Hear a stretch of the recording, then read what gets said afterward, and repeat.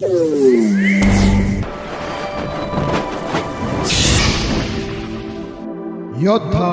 News channel.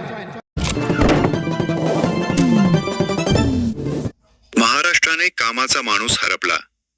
Ajit पवारांच्या निधनावर स्वाभिमानी Republican महासभेचे संस्थापक अध्यक्ष माननीय हरीशभाई देखणी यांची भावुक प्रतिक्रिया।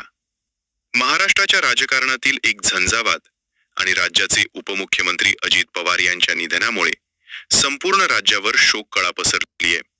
त्यांच्या जाण्याने केवळ राजकीयच नव्हे तर सामाजिक क्षेत्रातही मोठी पोकळी निर्माण झाली आहे।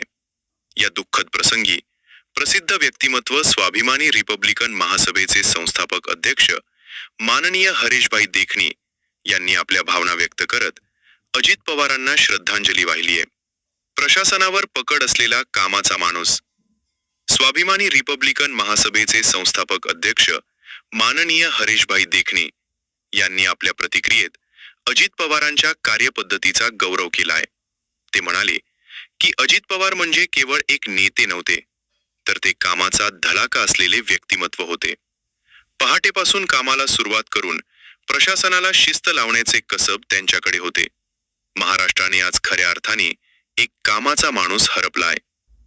हरीशभाईंनी अधोरेखित केलेली शिस्त आणि वेळ, कामाच्या बाबतीत असलेली कमालीची शिस्त आणि वेळेचे पालन ही त्यांची ओळख होती। निर्णय क्षमता, फाईल अडकवून न ठेवता त्वरित निर्णय घेण्याची त्यांची पद्धत विकासाला गती देणारी होती। लोकसंग्रह, कार्यकर्त्यांच्या पाठीशी खंबीरपणे उभे राहणारा नेता म्हणून त्यांनी ओळख निर्माण केली होती।